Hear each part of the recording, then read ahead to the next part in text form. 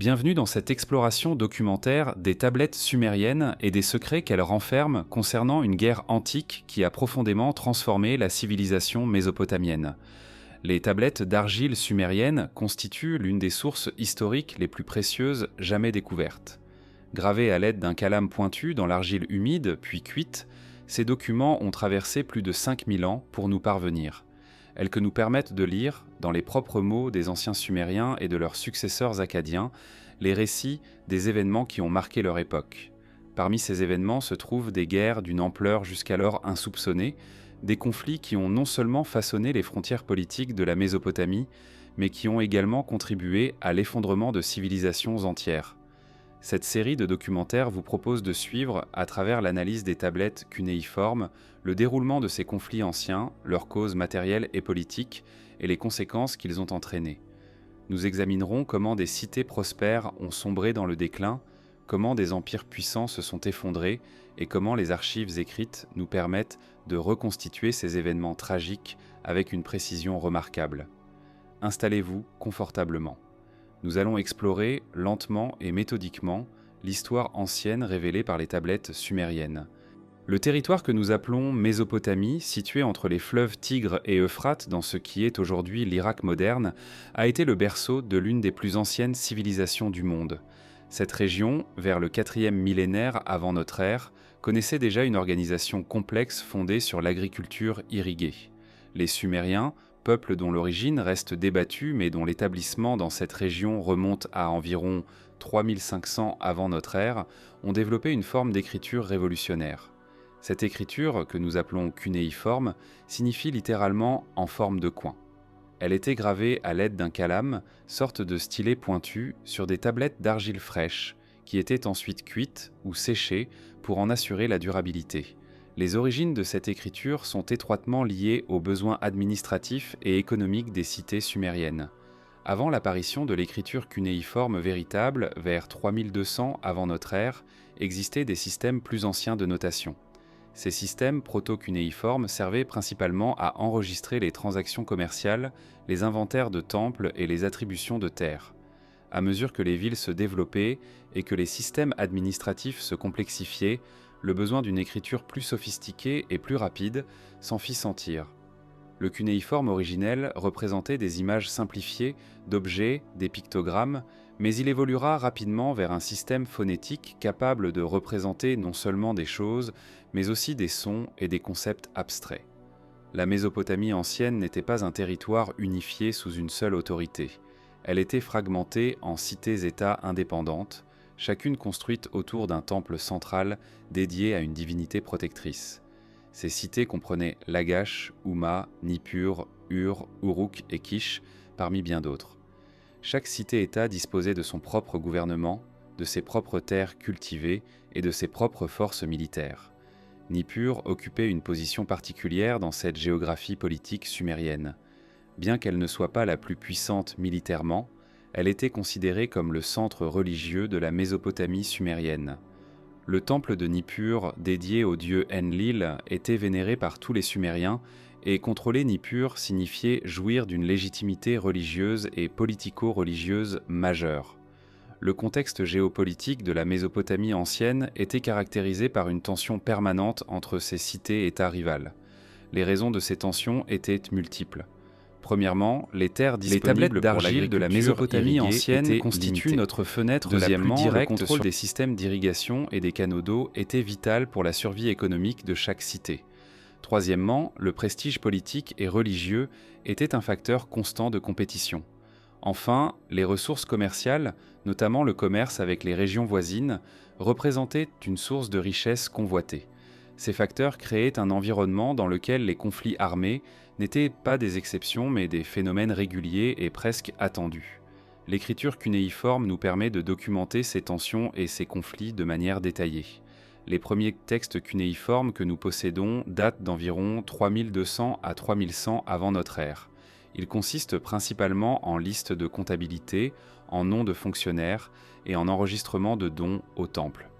Cependant, à mesure que l'écriture se développe au cours du 3e millénaire avant notre ère, nous voyons apparaître des textes de nature plus diverse.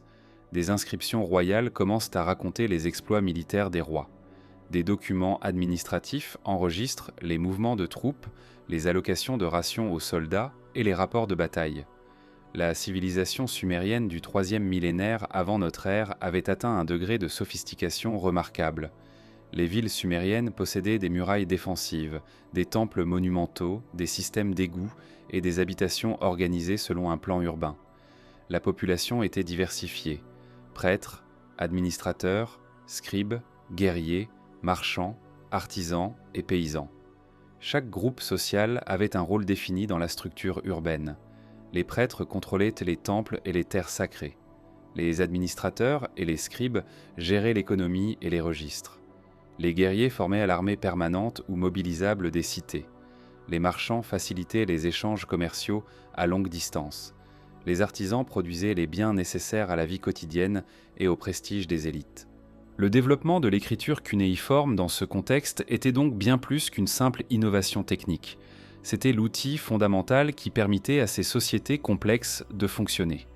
Sans l'écriture, il aurait été impossible de gérer efficacement les systèmes d'irrigation, de collecter les impôts, de maintenir les archives administratives ou de passer les contrats commerciaux. L'écriture conférait également du prestige et du pouvoir à ceux qui la maîtrisaient. Les scribes formaient une classe d'élite, indispensable aux rois et aux prêtres. Apprendre le cunéiforme était un long processus, exigeant des années d'études. Les écoles de scribes, appelées éduba en sumérien, formaient les futurs administrateurs et administratrices du royaume. Au cours du 3e millénaire avant notre ère, la Mésopotamie connut plusieurs périodes distinctes. La première période sumérienne ancienne, allant d'environ 2900 à 2350 avant notre ère, fut marquée par la prédominance des cités-États sumériennes. Pendant cette période, des rois comme Lugalza-Gézi de Houma, puis Ehanatum de Lagash, tentèrent d'établir une domination régionale. Cependant, aucun de ces rois ne parvint à établir un empire durable et unifié. Leurs tentatives de domination furent constamment contestées par d'autres cités rivales. Cette époque fut également celle où l'écriture cunéiforme se développa et s'enrichit considérablement. Les tablettes de cette période nous montrent une variété croissante de types de documents. Nous trouvons des contrats commerciaux, des testaments, des lettres, des hymnes religieux et des inscriptions commémorant les victoires militaires. Ces documents nous fournissent une fenêtre remarquable sur la vie quotidienne, les préoccupations politiques et les événements historiques de l'époque. C'est à travers ces tablettes que nous apprenons les détails des guerres qui ont marqué cette période cruciale de l'histoire mésopotamienne. Le contexte géopolitique de cette époque était donc caractérisé par une fragmentation politique et une compétition constante pour la domination régionale. Cette compétition ne prit fin que lorsqu'une nouvelle puissance émergea. Les Akkadiens, peuple sémitique qui allait profondément transformer la Mésopotamie au cours du dernier tiers du 3e millénaire avant notre ère.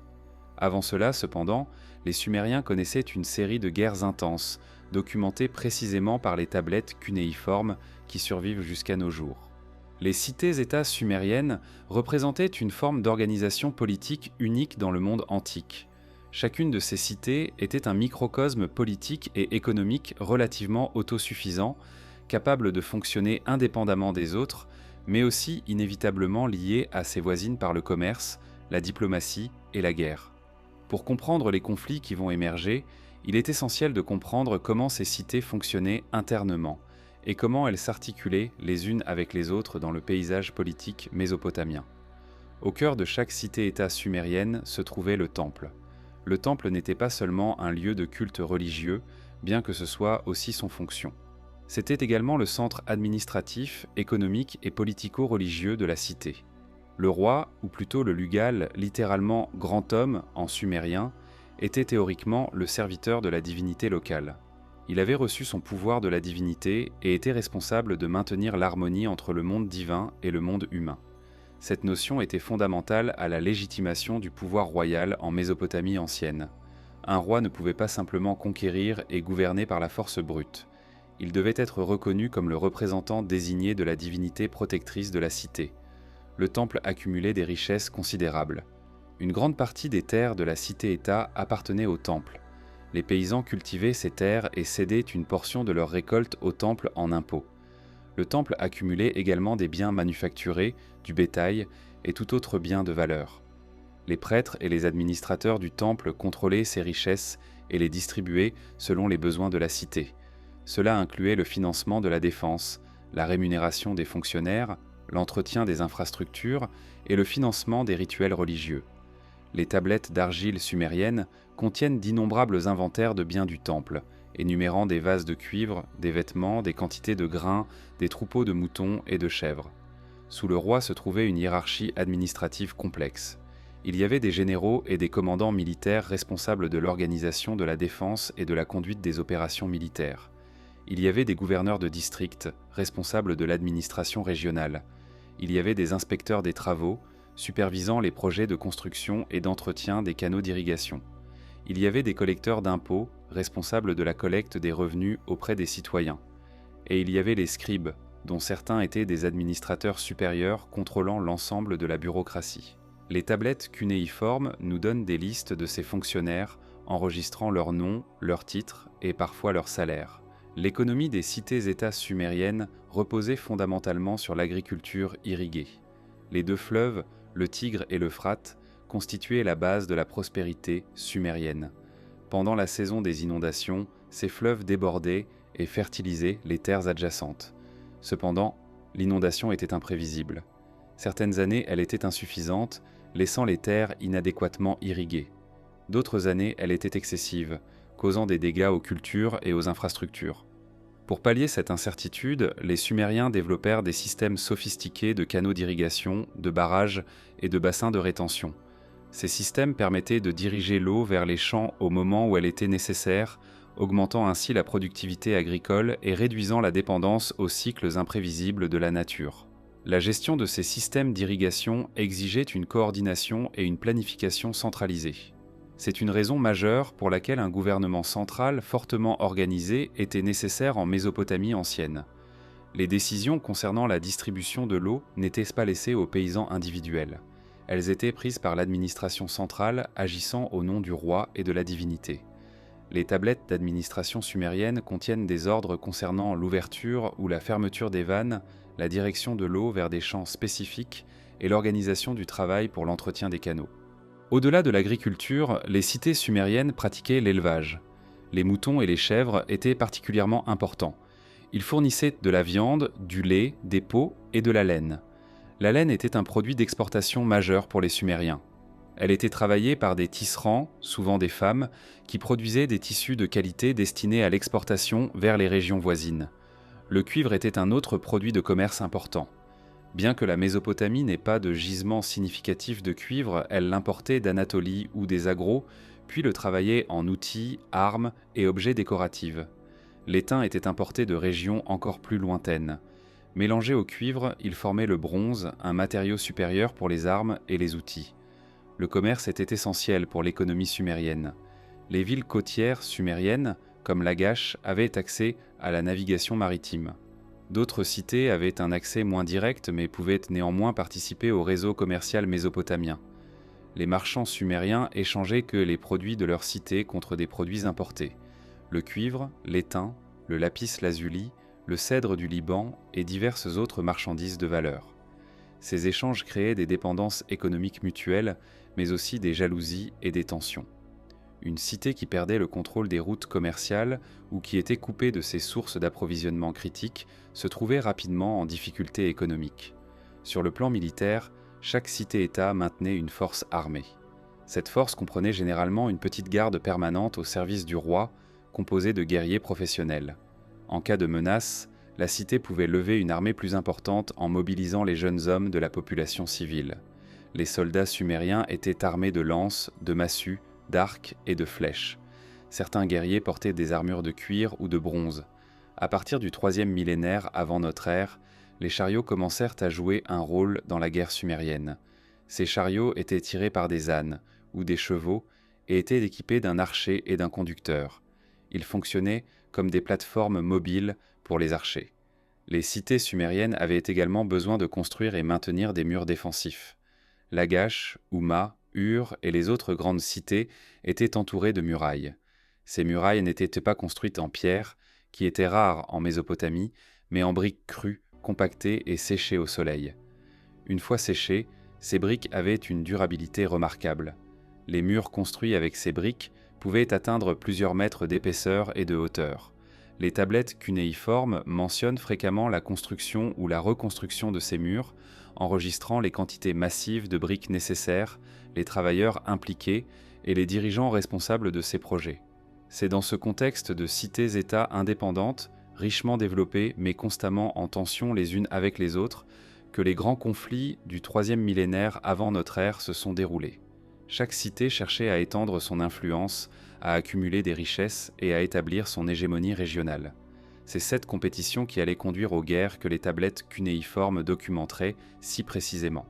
Les tablettes cunéiformes sumériennes et akkadiens nous offrent un témoignage remarquablement détaillé des premiers conflits militaires documentés de la Mésopotamie ancienne.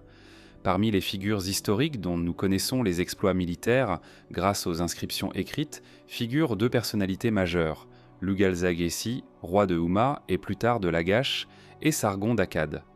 Ces deux souverains ont laissé des enregistrements de leurs campagnes militaires, grâce auxquels nous pouvons reconstituer les événements de cette époque turbulente.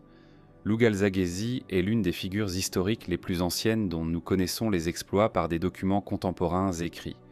Il régna sur la cité-État d'Umma, une des cités-États sumériennes majeures, durant ce que nous appelons la période dite ancienne sumérienne, probablement entre 2340 et 2330 avant notre ère. Les inscriptions de Lugalza-Gessi, gravées sur des cônes et des tablettes de pierre, décrivaient ses conquêtes militaires et ses accomplissements. Dans ces inscriptions, Lugalza-Gessi proclamait avoir conquis des territoires jusqu'à la côte du golfe Persique et jusqu'au nord, atteignant la région du Taurus. Il affirmait que son autorité s'étendait sur de nombreuses cités sumériennes. Cependant, ces inscriptions doivent être lues avec une certaine prudence. Les inscriptions royales de l'Antiquité, qu'elles proviennent de Mésopotamie, d'Égypte ou d'ailleurs, sont souvent exagérées et délibérément propagandistes.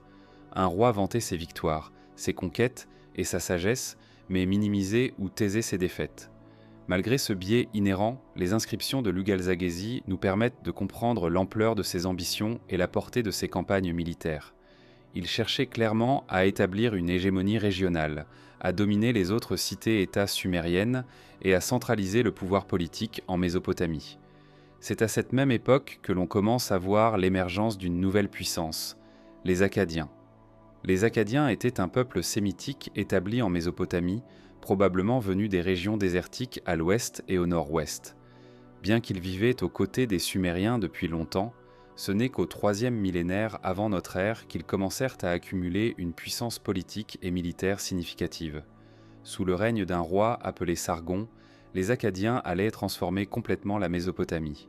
Sargon, dont le nom akkadien était peut-être Sharukin, signifiant « le roi légitime », est devenu l'une des figures les plus célèbres de l'histoire mésopotamienne. Ses accomplissements furent enregistrés sur des tablettes et des inscriptions qui ont survécu jusqu'à nos jours. Sargon était probablement d'origine humble. Selon une biographie ancienne, composée après sa mort et enregistrée sur les tablettes cunéiformes, il aurait été le fils d'une prêtresse et d'un père dont l'identité était cachée. Il aurait été élevé comme enfant adoptif d'un jardinier. Comme beaucoup de grands hommes du monde antique, une biographie plus ou moins légendaire entoura ses origines.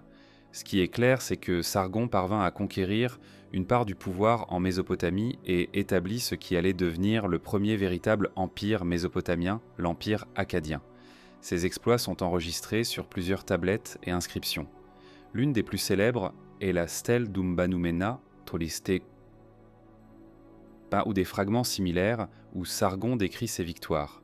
Selon ces inscriptions, Sargon aurait vaincu Lugalza-Gessi en bataille et lui aurait infligé une défaite décisive. Après cette victoire, Sargon conquit systématiquement les cités-États sumériennes, les incorporant dans son empire naissant. Les tablettes cunéiformes contemporaines enregistrent les détails de ses campagnes militaires. Sargon mobilisa des armées considérables. Il construisit un corps d'armée permanent composé de 5400 soldats, un nombre extraordinaire pour l'époque. Cette corps permanente était composée de guerriers professionnels, différents des milices civiles que les cités-États traditionnelles pouvaient lever. Ces soldats étaient entraînés, disciplinés et dévoués au roi plutôt qu'à une cité spécifique.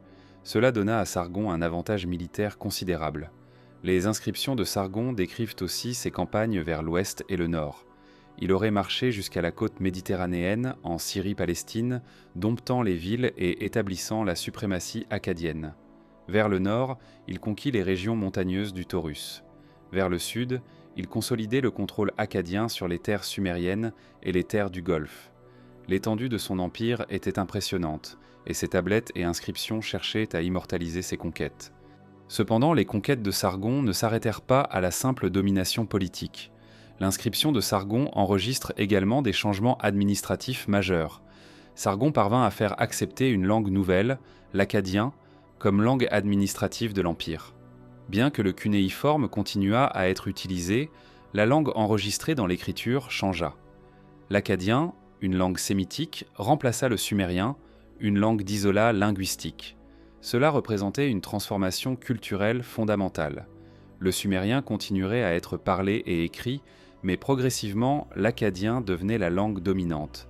Les tablettes qui enregistrent les détails administratifs des royaumes de l'Ugalzagésie et de Sargon nous permettent de comprendre comment ces rois administraient leur territoire.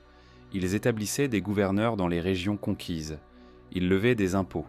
Ils distribuaient les terres conquises à leurs partisans. Ils réorganisaient les systèmes d'irrigation pour maximiser les revenus. Ils finançaient la construction de temples, d'autres projets publics et surtout les campagnes militaires continues qui consolidaient leur pouvoir. C'est à travers ces inscriptions et ces tablettes administratives que nous comprenons les mécanismes de guerre et de gouvernement dans la Mésopotamie ancienne.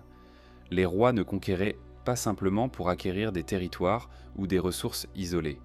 Ils cherchaient à établir une structure de gouvernement centralisée qui leur permettrait de contrôler l'ensemble de la région. C'est ce désir d'établir une domination centralisée qui conduirait à un conflit de plus en plus intense et finalement à l'effondrement de civilisations. Parmi tous les documents cunéiformes du IIIe millénaire avant notre ère, peu sont aussi significatifs et remarquables que la stèle des vautours. Cette stèle, un bloc de calcaire gravé en relief, constitue le témoignage le plus détaillé que nous possédons sur une guerre spécifique entre deux cités-États sumériennes, Lagash et Houma. Découverte par des archéologues français à Tello, ancienne Lagash, cette stèle date du règne d'Eannatum de Lagash, un roi qui régna probablement vers 2455 à 2425 avant notre ère. La stèle des vautours doit son nom à son imagerie remarquable. Le relief sculpté montre des vautours transportant les têtes tranchées de soldats ennemis. Cette imagerie, bien que brutale et guerrière, est révélatrice de la nature de la conflit documenté. Le relief ne représente pas une unique bataille, mais plutôt une série de confrontations entre l'armée de Lagash et celle de Houma. Les scènes gravées montrent les soldats de Lagash armés de lances et de massues, se battant contre les soldats de Houma. Le roi Eannatum lui-même est représenté au-dessus de ses troupes, gigantesques en comparaison, comme était la convention dans l'art mésopotamien. Le conflit entre Lagash et Houma avait une origine spécifique. Les deux cités rivalisaient pour le contrôle d'une zone de territoire disputée appelée l'Agu Edena, littéralement la Grande Place ou le Grand Champ. Cet territoire était vital pour l'agriculture de ces deux cités. Le contrôle de cette zone signifiait le contrôle des terres irriguées qui pouvaient produire des récoltes abondantes. Les deux cités revendiquaient toutes deux le droit de cultiver ces terres et de collecter les impôts agricoles qui en provenaient. Cette dispute foncière était une source de tensions chroniques entre les deux cités. Le conflit semble avoir commencé avant le règne d'Eannatum. Des rois antérieurs de Lagash et de Houma avaient déjà combattu pour le contrôle de l'Agu Edena. Cependant, c'est sous Eannatum que le conflit atteignit son point culminant. Les inscriptions d'Eannatum, enregistrées sur les tablettes et sur la stèle des vautours elle-même, décrivent une série de confrontations militaires. Eannatum revendiquait la victoire décisive sur les forces de Houma. Il affirmait avoir établi les frontières selon ce qui aurait été un ancien décret de la part des dieux. Selon les inscriptions d'Eannatum, le dieu Enlil de Nippur aurait autrefois établi les limites entre les deux cités-États. Eannatum prétendait simplement restaurer l'ordre divin qu'Houma avait violé en s'appropriant des terres. Cette affirmation était typique de la rhétorique royale mésopotamienne. Un roi ne conquérait pas simplement une terre pour l'agrandir son domaine. Il restaurait l'ordre établi par les dieux. Cette construction narrative était importante pour la légitimation du pouvoir royal. Elle plaçait les guerres royales dans un cadre religieux et moral. La stèle des vautours ne nous donne pas seulement des informations sur la bataille elle-même, mais aussi sur les tactiques militaires de l'époque. Les soldats de Lagash sont représentés formant une ligne compacte, leurs lances pointées vers l'avant. Cette formation était défensive et permettait une meilleure protection contre les armes ennemies. Les chars tirés par des ânes sont également représentés, bien qu'ils semblent jouer un rôle secondaire. Le véritable poids de la bataille était porté par l'infanterie. Au-delà de la stèle elle-même, nous possédons d'autres documents concernant le conflit entre Lagash et Umma. Des inscriptions gravées sur des cônes et des tablettes ajoutent des détails supplémentaires. Une inscription particulièrement intéressante enregistre la destruction du temple d'Umma par Ehanatum. L'inscription déclare que Ehanatum avait détruit le temple du dieu Shara, divinité protectrice de Umma. Cela n'était pas simplement un acte de destruction matérielle. C'était une attaque contre l'identité religieuse de Umma, une déclaration que le culte de Shara était supprimé et que la cité était subjuguée. Cependant, si la stèle des vautours représente une victoire pour Lagash, elle ne marque pas la fin de la dispute entre les deux cités. Les inscriptions de rois ultérieurs de Lagash continuent à enregistrer des campagnes militaires contre Umma. Cela suggère que le conflit se poursuivit bien après Ehanatum, bien que peut-être avec des fortunes variables. La Gouédéna restait un point de discorde chronique entre les deux cités. La stèle des vautours nous révèle également quelque chose de plus profond sur la nature de la guerre en Mésopotamie ancienne. Ces guerres n'étaient pas des combats d'annihilation totale. L'objectif n'était pas de détruire la cité rivale et d'éliminer sa population, bien que les combats fussent sanglants.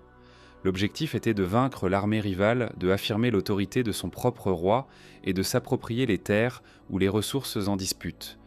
Les villes rivales continuaient à exister, bien que souvent affaiblies ou assujetties aux vainqueurs.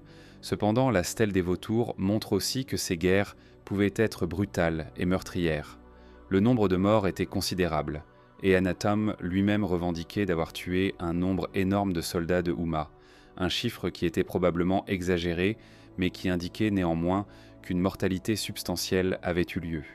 Les tablettes administratives ultérieures de Lagash enregistrent également des allocations de rations et des paiements aux soldats, confirmant qu'Ehanatum maintenait une armée importante.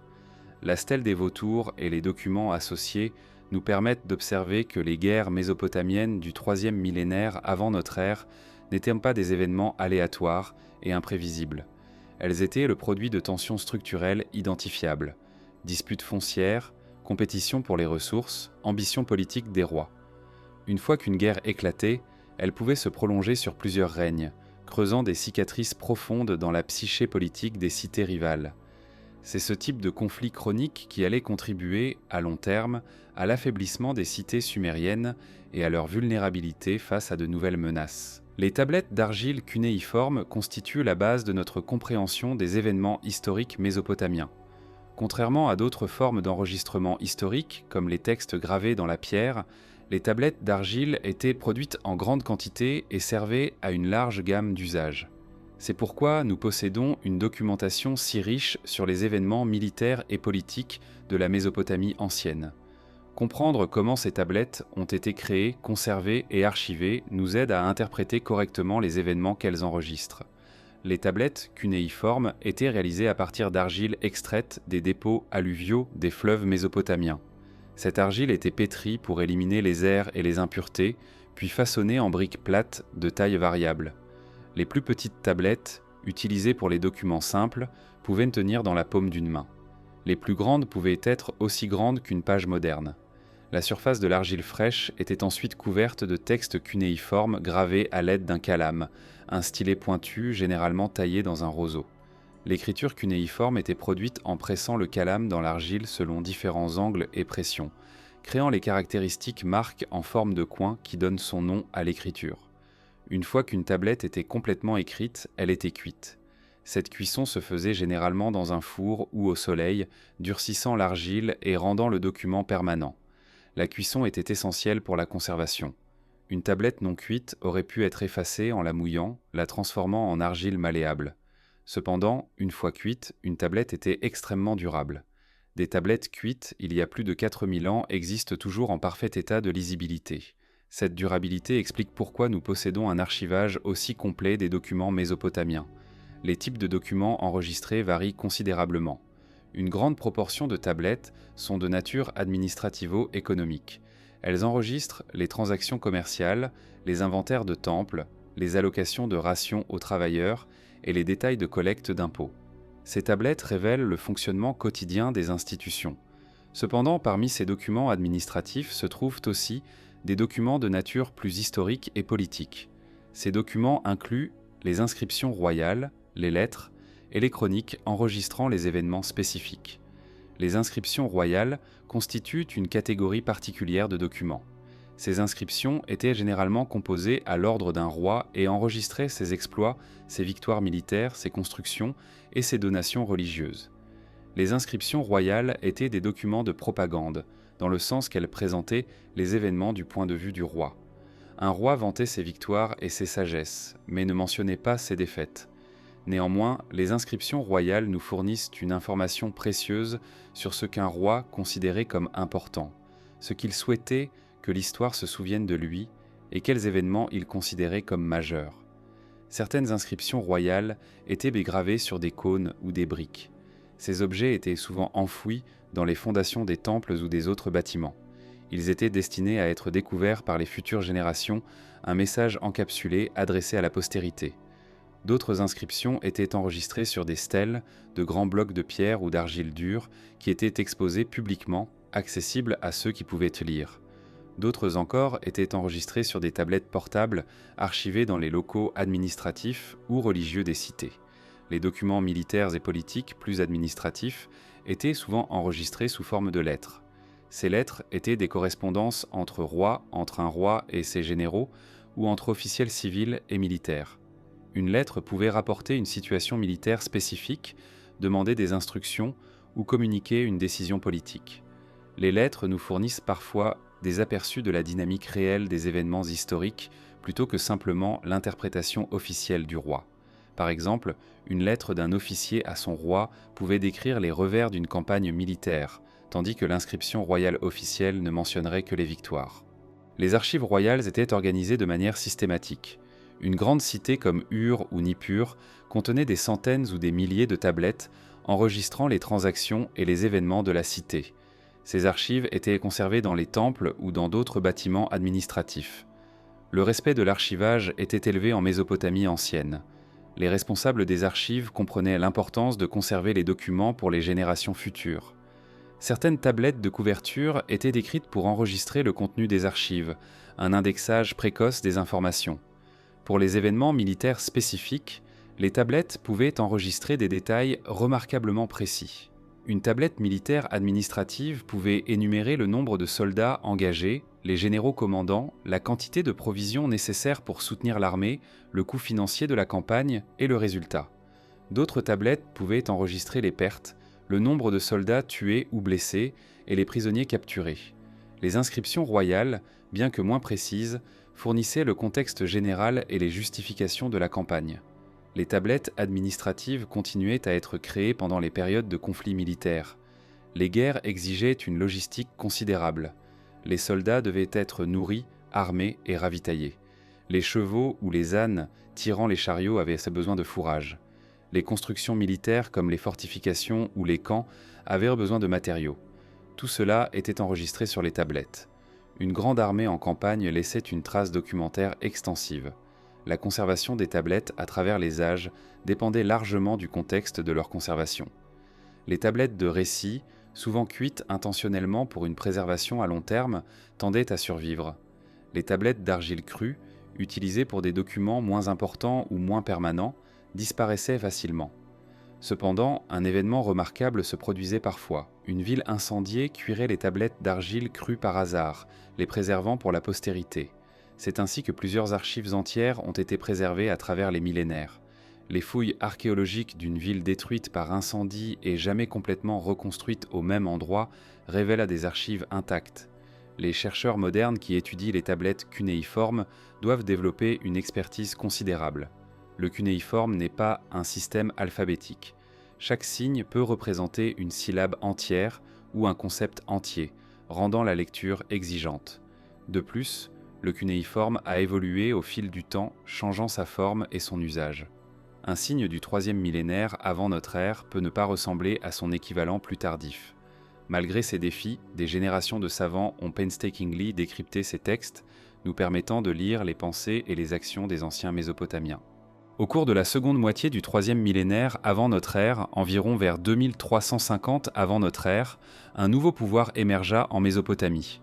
Les Akkadiens, un peuple sémitique, commencèrent à accumuler une puissance politique et militaire substantielle sous le leadership d'un roi nommé Sargon. Cet événement marqua un tournant fondamental dans l'histoire mésopotamienne. Pour la première fois, une autorité unique et centralisée parvint à dominer l'ensemble de la région, créant ce qui pourrait être considéré comme le premier empire véritablement mésopotamien. Qui exactement étaient les Akkadiens ? Ce peuple parlait une langue sémitique, l'akkadien, qui était profondément différente du sumérien. Tandis que le sumérien était un isolat linguistique, n'ayant pas de relation claire avec d'autres langues connues, l'akkadien était un membre de la famille sémitique, partageant des affinités linguistiques avec l'arabe, l'hébreu et d'autres langues du Levant et de la péninsule arabique. Les Akkadiens étaient probablement venus de régions arides à l'ouest et au nord-ouest de la Mésopotamie, les terres désertiques qui s'étendaient vers la Syrie et la Palestine. Les Akkadiens s'établirent en Mésopotamie bien avant le règne de Sargon, probablement dès le 4e millénaire avant notre ère. Pendant longtemps, ils coexistèrent pacifiquement aux côtés des Sumériens. Les deux peuples se mélangèrent, commercèrent ensemble, et progressivement la ligne de démarcation entre la population sumérienne et akkadienne devint indistincte dans de nombreuses régions. Cependant, les deux groupes conservaient des identités distinctes, parlèrent des langues différentes et maintenaient certaines traditions différentes. Le passage de la domination sumérienne à la domination akkadienne ne fut donc pas une invasion brutale d'une population étrangère, mais plutôt l'ascension politique d'une population qui était déjà bien établie en Mésopotamie. Sargon émergea du déclin des puissances sumériennes existantes. Lugalzagesi, le roi puissant de Houma, qui avait contrôlé une grande partie de la Mésopotamie sumérienne, fut vaincu par Sargon. Les tablettes et les inscriptions enregistrent cette victoire décisive. Après le défaite de Lugalzagesi, Sargon continua sa conquête des cités-États sumériennes. Il conquit Lagash, Ur et d'autres villes sumériennes majeures, les incorporant dans son empire croissant. Sargon reconnaissait la supériorité culturelle et religieuse de la civilisation sumérienne, bien qu'il en imposait sa domination politique et militaire. Il adopta certains éléments de la culture sumérienne, notamment le système de gouvernement basé sur le temple et la religion. Pour consolider son contrôle, Sargon mit en place une structure administrative sophistiquée. Il nomma des gouverneurs dans chaque région conquise. Ces gouverneurs rapportaient directement au roi et n'avaient pas l'autorité de gouverner indépendamment.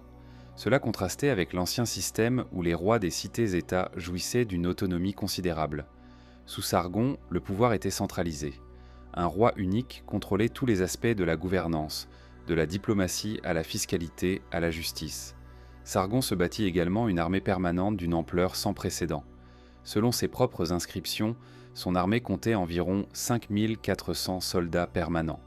Ces guerriers étaient entretenus par le trésor royal, nourris, armés et casernés dans des camps militaires. Ils étaient distincts de la population civile et liés directement au roi plutôt qu'à une cité spécifique.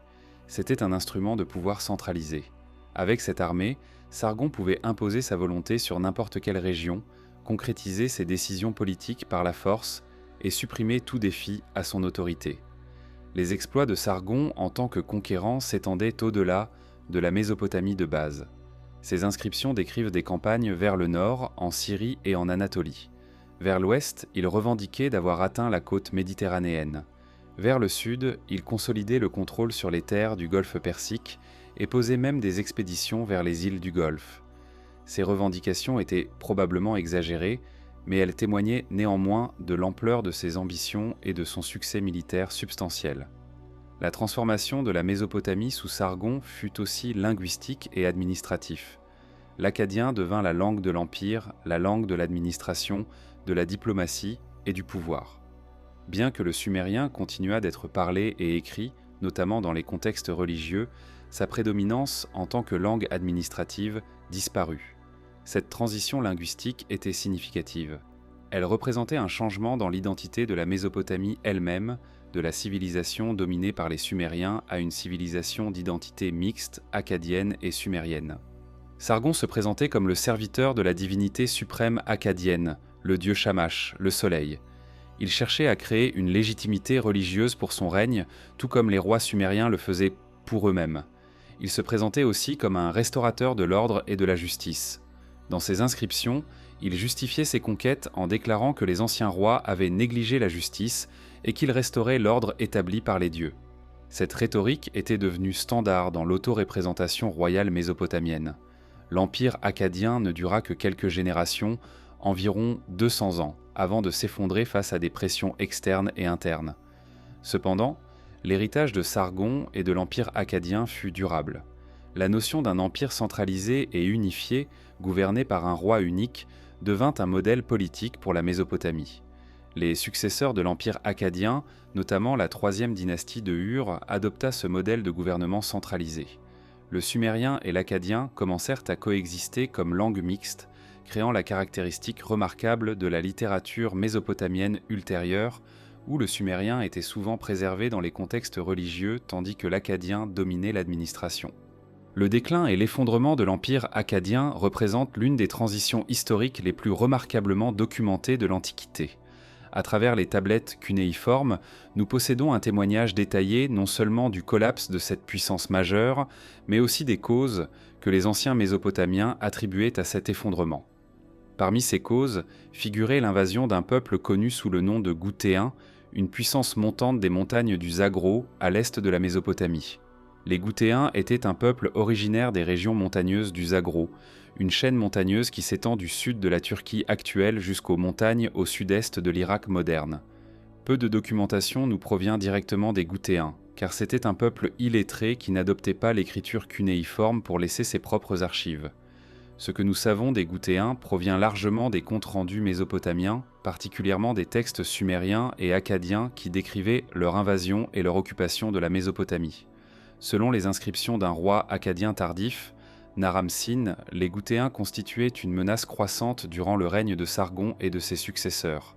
Naram-Sin régna probablement entre 2254 et 2218 avant notre ère, et ses inscriptions décrivent des campagnes contre les Goutéens. Ces campagnes militaires suggèrent que les Goutéens traversaient régulièrement les montagnes du Zagros pour pénétrer en Mésopotamie, causant des ravages. Naram-Sin revendiquait des victoires contre eux, mais il est clair que les Goutéens ne furent jamais complètement subjugués. La pression goutéenne s'intensifia après le règne de Naram-Sin. Les documents ultérieurs, notamment la Sumerian King List, une chronique des rois sumériens et akkadiens rédigée probablement plusieurs siècles après les événements qu'elle décrit, attribuent explicitement l'effondrement de l'empire akkadien à l'invasion goutéenne. Selon ce texte, après le règne du dernier roi akkadien, Shudurul, les Goutéens envahirent la Mésopotamie et occupèrent le pays pendant une période prolongée. Différentes tablettes cunéiformes décrivent les destructions causées par les Goutéens. Une inscription d'un roi post-akkadien de Lagash énumère les villes qui avaient été détruites par les envahisseurs goutéens. Des temples avaient été saccagés. Des installations administratives avaient été pillées. Les systèmes d'irrigation qui dépendaient d'une administration centrale pour leur entretien avaient commencé à tomber en ruine. Le chaos qui accompagna l'invasion goutéenne disrupta l'ensemble de la structure administrative et économique de la Mésopotamie. Cependant, les tablettes et les inscriptions nous permettent de constater que la chute de l'empire akkadien n'était pas uniquement le résultat de l'invasion goutéenne. Les sources mésopotamiennes, anciennes elles-mêmes, suggéraient des causes multiples. Une tablette particulièrement révélatrice, découverte dans les archives de Nippur, énumère une série de malédictions supposées frapper l'empire akkadien. Ces malédictions incluaient des catastrophes naturelles, des sécheresses, des famines, des inondations. Elles incluaient aussi l'abaissement moral et la corruption administrative, la négligence des temples et des dieux et la mauvaise gouvernance des rois. Ces descriptions bibliques de malédictions nous informent peut-être des conditions réelles qui prédisposèrent l'empire akkadien à l'effondrement. Une sécheresse persistante aurait compromis la production agricole. Une famine en aurait résulté, menaçant les réserves de nourriture de l'empire. Les revenus fiscaux provenant de l'agriculture diminueraient, réduisant les ressources disponibles pour l'entretien des troupes militaires. Une armée affamée et mal payée serait moins efficace dans la défense contre les envahisseurs. L'instabilité économique pourrait également mener à l'instabilité politique, les élites se battant pour les ressources limitées. Les tablettes administratives d'après l'invasion goutéenne nous offrent des aperçus des conditions de l'époque. Les registres des villes sumériennes individuelles, comme Lagash, continuaient à être rédigés même sous l'occupation goutéenne ou dans ses immédiats lendemains.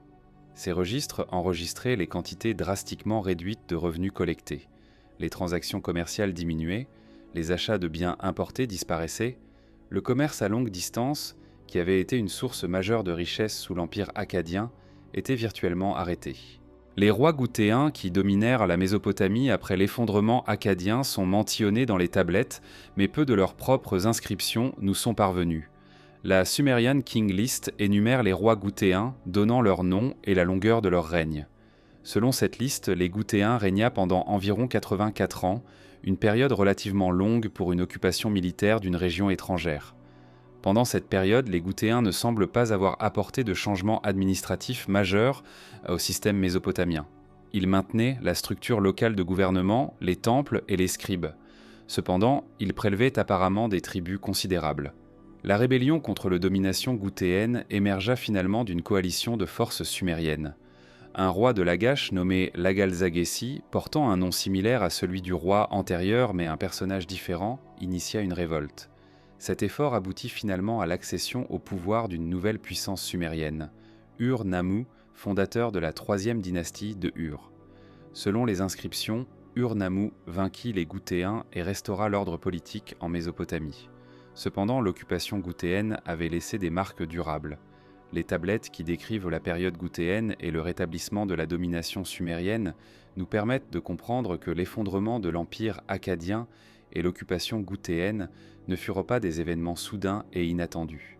Plutôt, ils étaient les conséquences visibles d'une série de stress, militaires, climatiques, économiques et politiques. Le système akkadien centralisé, qui avait connu du succès pendant 2 siècles, s'était avéré inefficace face à ces stressors multiples. Il fallait une nouvelle approche politique et administrative. Au-delà des récits des guerres et des invasions, les tablettes cunéiformes nous permettent de reconstituer l'impact économique et démographique des conflits du 3e millénaire avant notre ère. Cette dimension silencieuse mais profonde de l'histoire ancienne, celle du déclin économique et de la réduction de la population, est peut-être encore plus significative que les guerres elles-mêmes, car c'est à travers ces changements économiques et démographiques que nous comprenons véritablement comment une civilisation peut s'effondrer. Les archives administratives des cités sumériennes nous permettent, en certains cas, d'estimer les tendances démographiques. Les registres enregistrant les allocations de rations de grains ou d'autres provisions peuvent nous informer du nombre de personnes que l'administration devait nourrir. Les registres fiscaux enregistrant les impôts collectés peuvent nous donner une indication de la taille de la population productive. En comparant ces chiffres à travers différentes périodes, nous pouvons observer les changements démographiques. Par exemple, les archives de Lagash du règne d'Eannatum au XXIVe siècle avant notre ère révèlent une cité prospère avec une population substantielle. Les allocations de grains destinés aux travailleurs du temple enregistraient des quantités considérables. Les registres fiscaux enregistraient de grands revenus. Cette image de prospérité contraste fortement avec les archives ultérieures du même site, datant de quelques générations plus tard. Ces registres ultérieurs montrent des allocations de grains drastiquement réduites, des revenus fiscaux diminués et une activité économique globale réduite. Les raisons de ce déclin peuvent être partiellement reconstituées à partir des archives. Les guerres représentaient un facteur évident. Les conflits chroniques avec Umma, puis les invasions goutéennes, auraient causé des pertes de vie considérables parmi les hommes en âge de combattre. Une population réduite signifiait moins de travailleurs pour cultiver les terres, réparer les systèmes d'irrigation et produire les biens. Les guerres causaient également la destruction des infrastructures. Les champs de bataille, situés souvent dans les zones agricoles, disputées comme la Goù-Edena, voyaient les récoltes détruites et les canaux d'irrigation endommagés. Au-delà de la destruction immédiate causée par la guerre, il y avait les impacts indirects.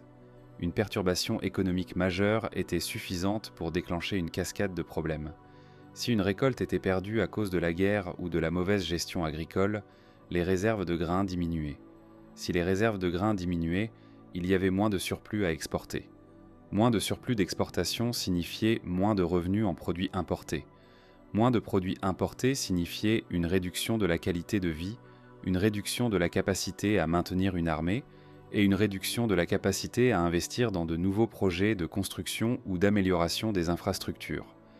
Les tablettes administratives enregistrent également les réductions de salaire ou d'allocations. Pendant les périodes de restrictions économiques, les rois réduisaient les allocations de nourriture aux travailleurs du temple. Les salaires des fonctionnaires sans elle été diminués, certains projets de construction étaient reportés ou abandonnés. Cela ne signifiait pas simplement une réduction des luxes des élites.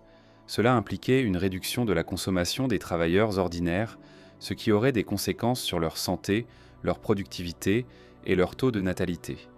Les changements climatiques et environnementaux contribuaient également au déclin démographique et économique. Les textes mésopotamiens anciens mentionnent des périodes de sécheresse. Une sécheresse prolongée réduirait le débit des fleuves Tigre et Euphrate, réduisant les ressources en eau disponibles pour l'irrigation. Les récoltes diminueraient. Sans récolte suffisante, la malnutrition s'installerait, une population mal nourrie serait plus susceptible aux maladies. Les taux de mortalité augmenteraient, particulièrement parmi les enfants, dont la survie était déjà précaire dans l'Antiquité. Un environnement écologiquement stressé créait un environnement socialement et politiquement instable. Les enregistrements d'importation et d'exportation nous permettent également de mesurer l'impact économique. Les archives commerciales enregistrent les quantités de laine, de cuivre et d'autres biens importants qui étaient importés ou exportés. Pendant les périodes prospères, ces volumes étaient considérables. Pendant les périodes de déclin, ces volumes s'effondraient. Un réseau commercial qui s'était développé sur plusieurs siècles commençait à se désintégrer.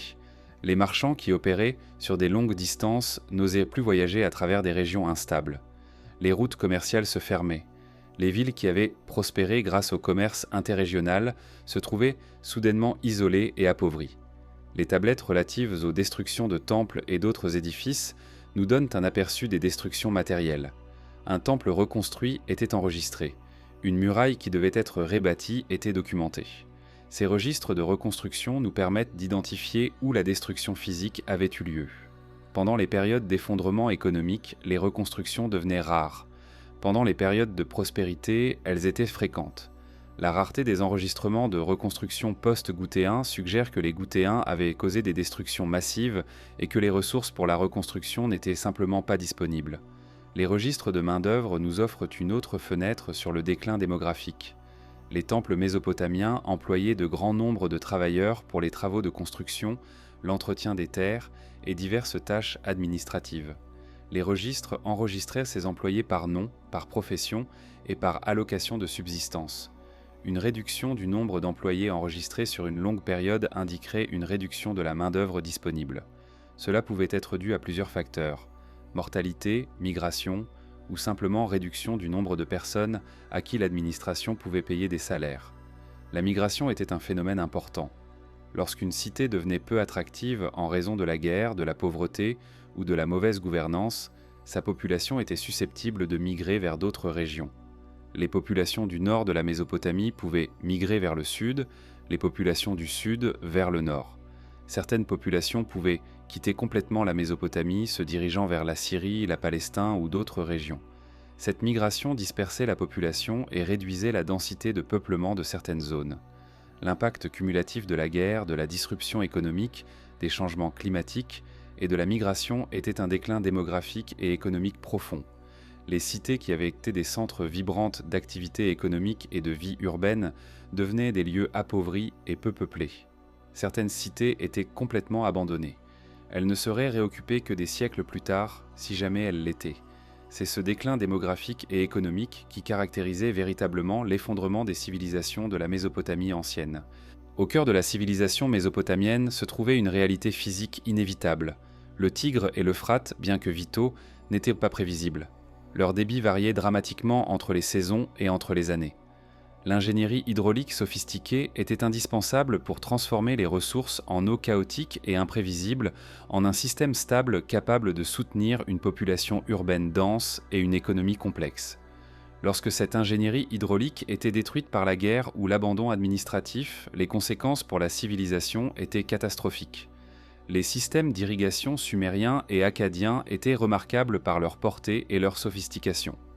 Les historiens et les archéologues estiment que les terres cultivées en Mésopotamie ancienne représentaient une surface considérable, peut-être jusqu'à 2 millions d'hectares. Pour cultiver cette surface en conditions semi-arides, il fallait un réseau complexe de canaux, de réservoirs et de structures de contrôle d'eau. Les tablettes administratives mésopotamiennes enregistrent l'entretien perpétuel de ce système. Des corvées régulières étaient imposées aux populations locales pour le nettoyage des canaux, la réparation des barrages et la gestion des écluses. Les grands canaux d'irrigation, dont certains avaient plusieurs mètres de largeur et s'étendaient sur des dizaines de kilomètres, étaient des merveilles d'ingénierie pour l'époque. Ils dirigeaient l'eau des rivières vers les zones cultivées. Les barrages et les retenues d'eau permettaient de stocker l'eau pendant les périodes de pénurie. Les écluses permettaient de contrôler le débit de l'eau pour irriguer les différentes zones.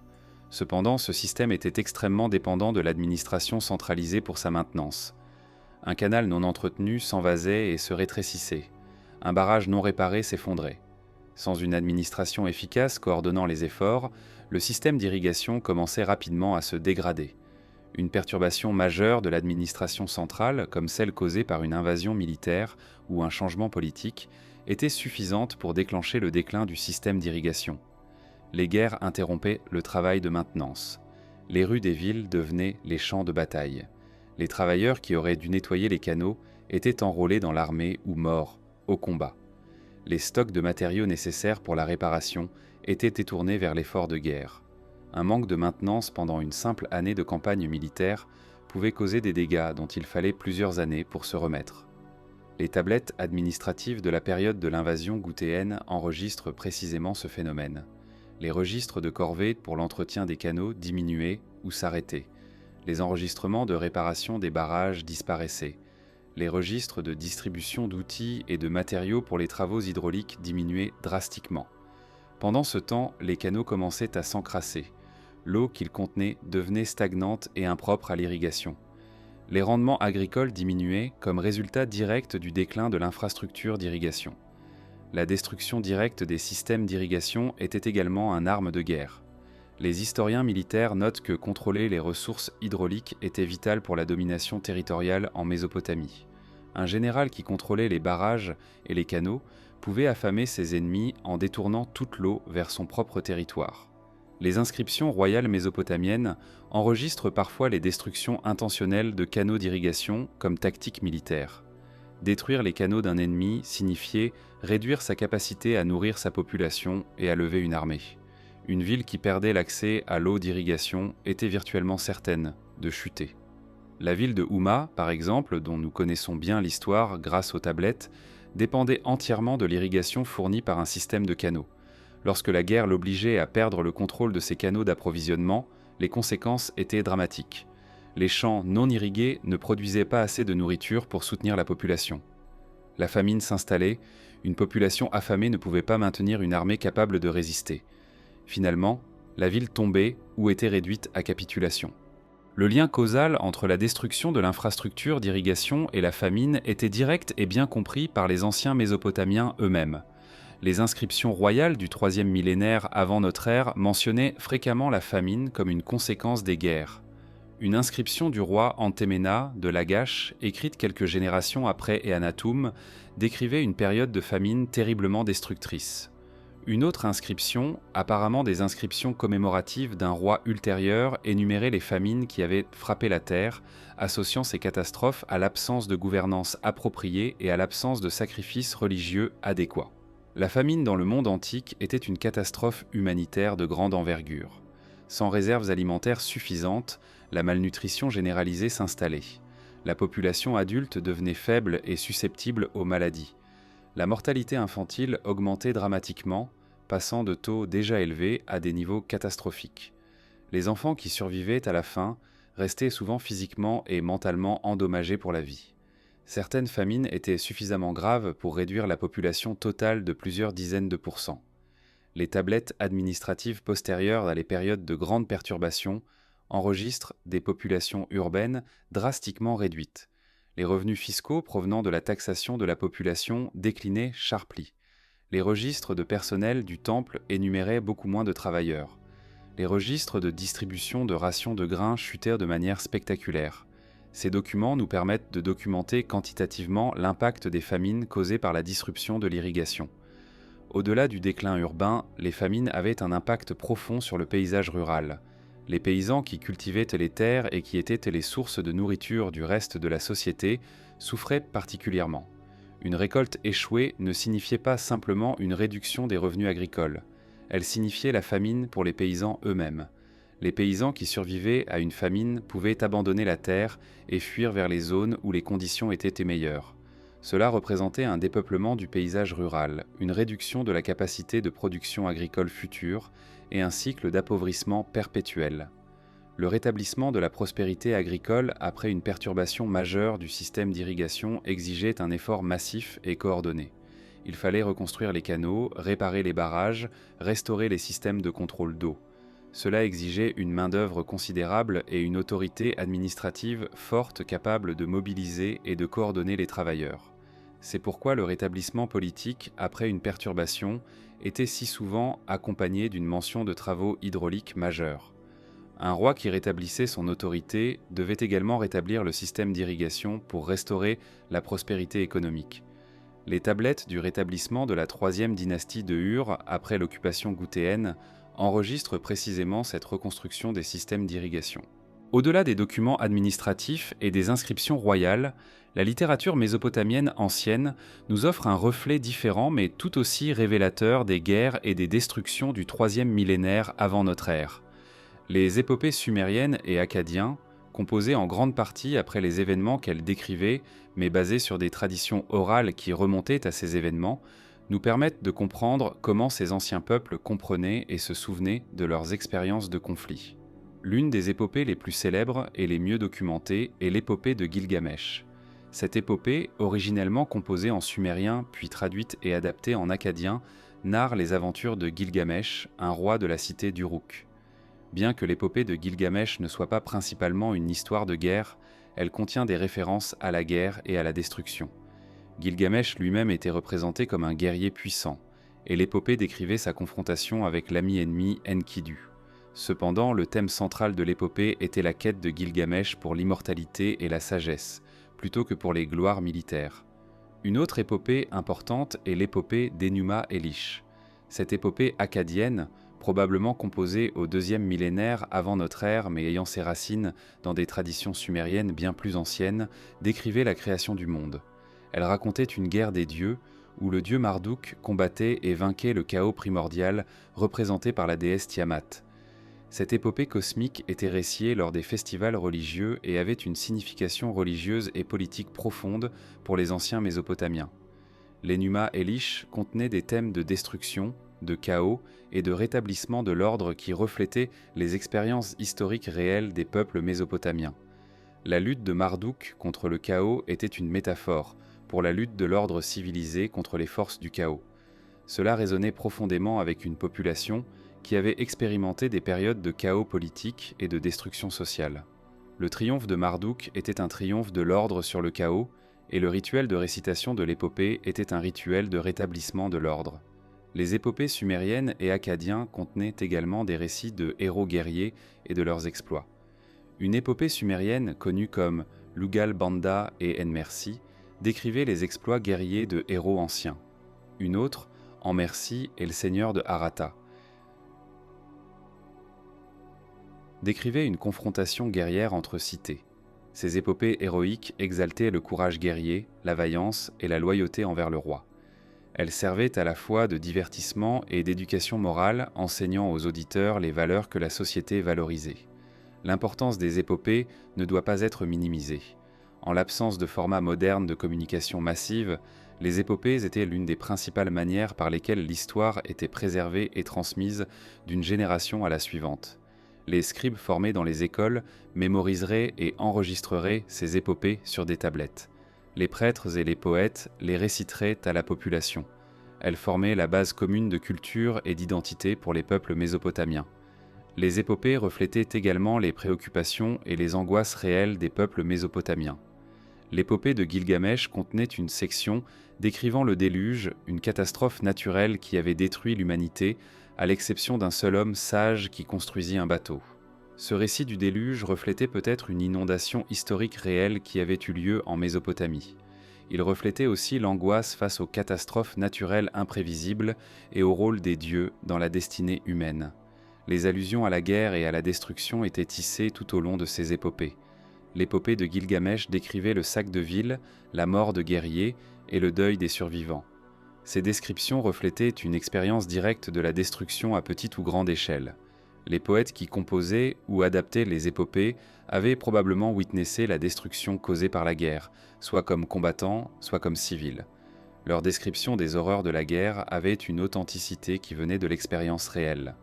Les épopées attribuaient souvent la destruction et le chaos au désir illégitime de certaines personnes de pouvoir, à l'hybris ou à la négligence envers les dieux. Cela reflétait une compréhension morale et religieuse de la causalité historique. Les anciens Mésopotamiens ne voyaient pas la destruction comme simplement le résultat de la capacité militaire ou de la stratégie tactique. Ils la voyaient comme le résultat de violations morales et religieuses qui provoquaient la colère des dieux. Une guerre juste était une guerre autorisée par les dieux. Une destruction injuste était une punition divine pour l'impiété. Les épopées contenaient également des conseils moraux et politiques destinés à guider les rois.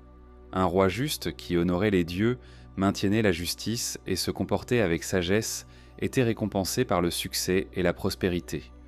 Un roi injuste qui transgressait les lois des dieux, qui opprimait son peuple ou qui se livrait à la luxure et à la débauche était puni par la défaite et la destruction. Ces leçons morales étaient implicites dans les épopées et explicites dans certains autres textes littéraires. Certaines épopées et textes littéraires avaient une dimension explicitement historique. Une épopée akkadienne connue comme la mort de Sargon décrivait la fin du règne du fondateur de l'Empire akkadien. Selon ce texte, Sargon, après ses grands triomphes, fut finalement vaincu par une coalition de rois ennemis. Cette épopée reflétait peut-être l'expérience historique réelle de l'effondrement de l'Empire akkadien. Elle reflétait certainement une compréhension que même les plus grands rois pouvaient chuter de leur exaltation. Les épopées sumériennes et akkadiens nous permettent donc de comprendre comment les anciens Mésopotamiens donnaient du sens à leurs expériences de guerre et de destruction. Elles nous montrent que ces peuples avaient développé des cadres conceptuels complexes pour comprendre la causalité historique, la morale, la divinité et le destin humain. La guerre n'était pas simplement une bataille physique, c'était une manifestation de l'ordre cosmique versus le chaos, de la justice versus l'injustice, de la volonté des dieux versus l'hubris humain. Parmi les archivages les plus complètes et les plus richement documentés de la Mésopotamie ancienne se trouvent les archives royales des cités de Nippur et d'Ur. Ces archives, découvertes par des archéologues et soigneusement cataloguées par des savants cunéiformes, nous permettent de suivre le changement politique et administratif de la Mésopotamie ancienne avec une précision remarquable. C'est à travers ces archives que nous pouvons reconstituer les trajectoires des civilisations mésopotamiennes, de leur apogée à leur déclin et à leur transformation. Nippur occupe une place spéciale dans la géographie religieuse et administrative de la Mésopotamie ancienne. En tant que centre du culte du dieu Enlil, la divinité suprême du panthéon sumérien, Nippur était considéré comme le centre religieux du monde sumérien. Même lorsque Nippur n'était pas politiquement la plus puissante des cités, elle conservait un prestige religieux énorme. Posséder ou contrôler Nippur signifiait être reconnu comme le roi légitime de la Mésopotamie sumérien.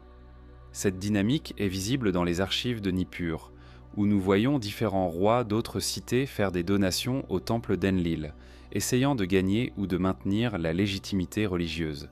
Les archives de Nippur contiennent des milliers de tablettes enregistrant les transactions du temple.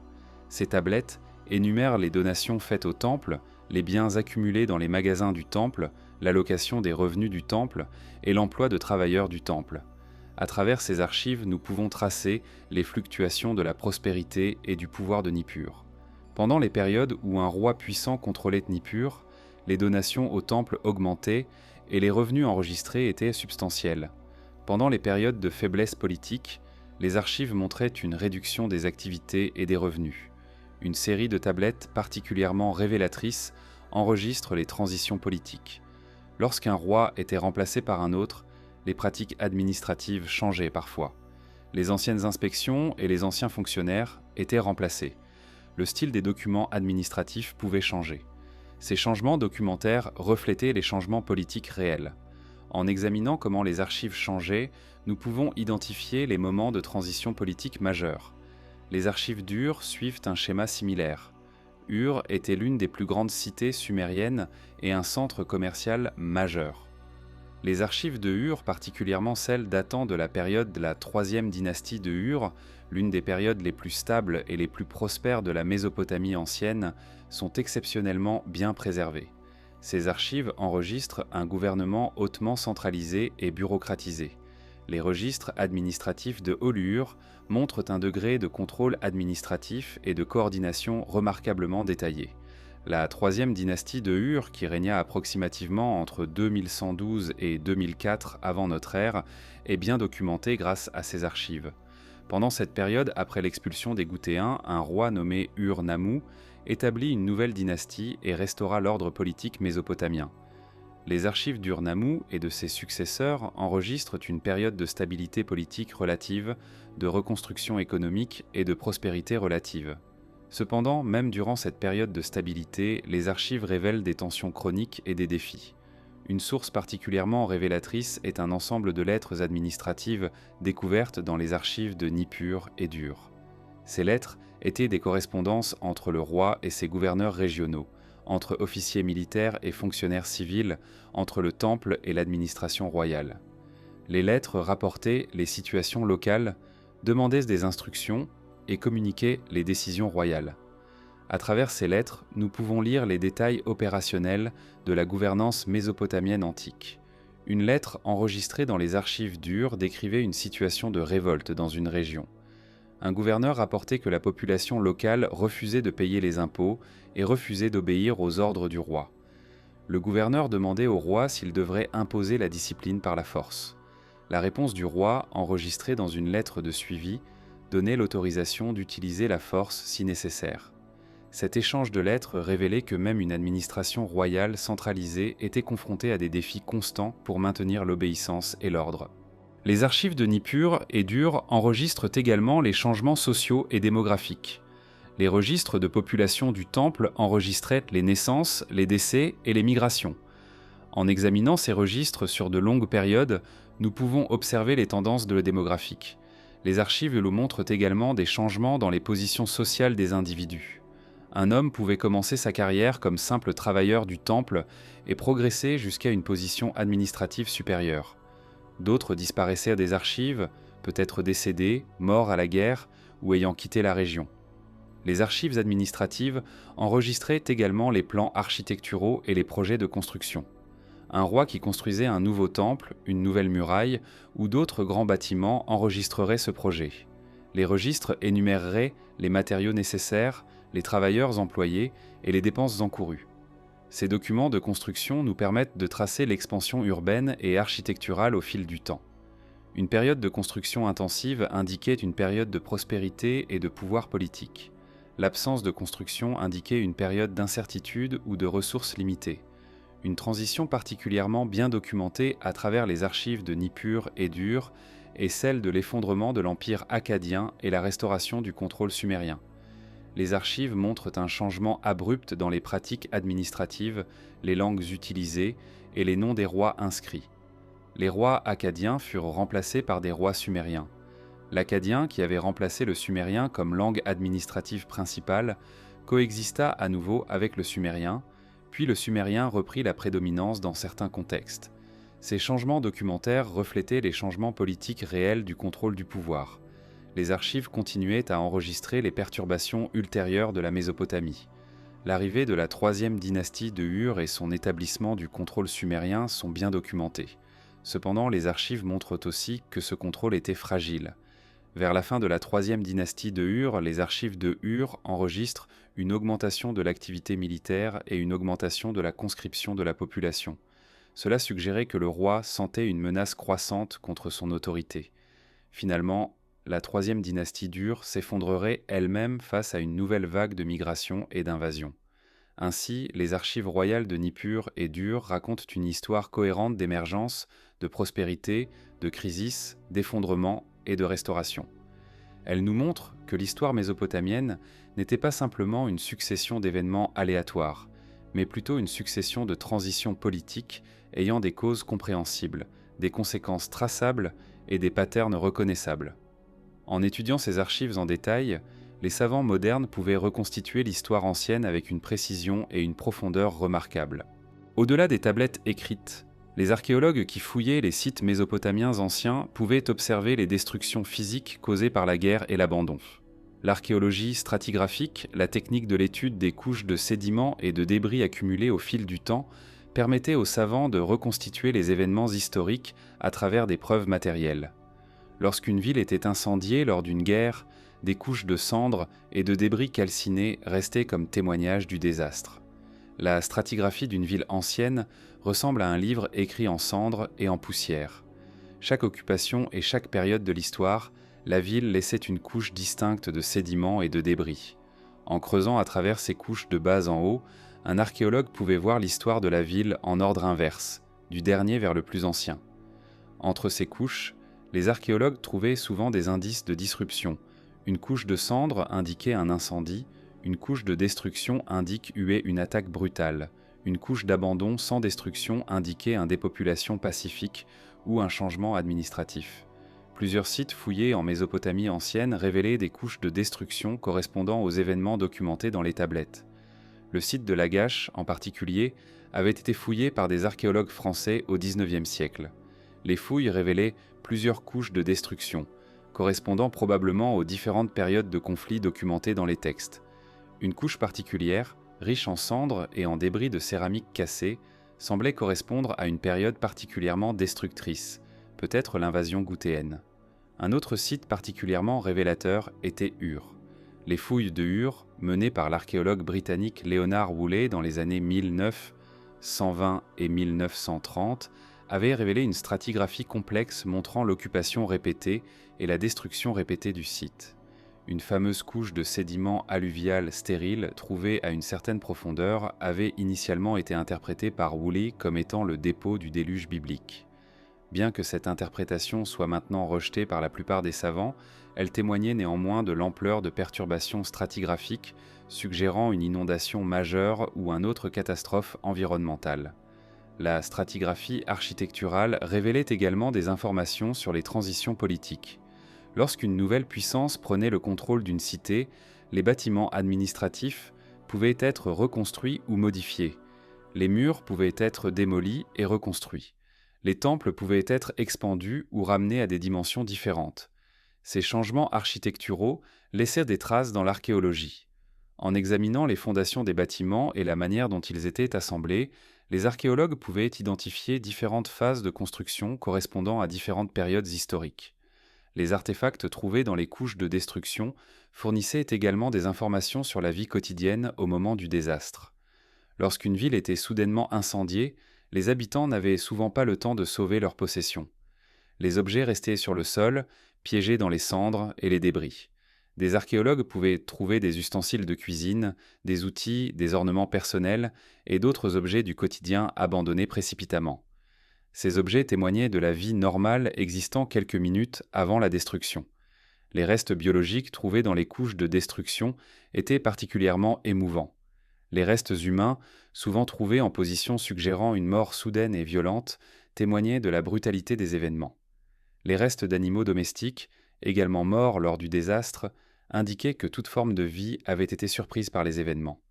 L'absence de sépulture appropriée de ces restes suggérait que les survivors n'avaient pas eu la possibilité ou l'envie de s'occuper de leurs morts, indication supplémentaire du chaos et de la disruption.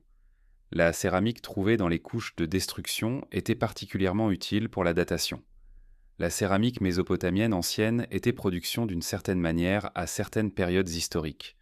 Un archéologue pouvait identifier le type de céramique trouvé dans une couche de destruction et déterminer approximativement quand cette destruction s'était produite.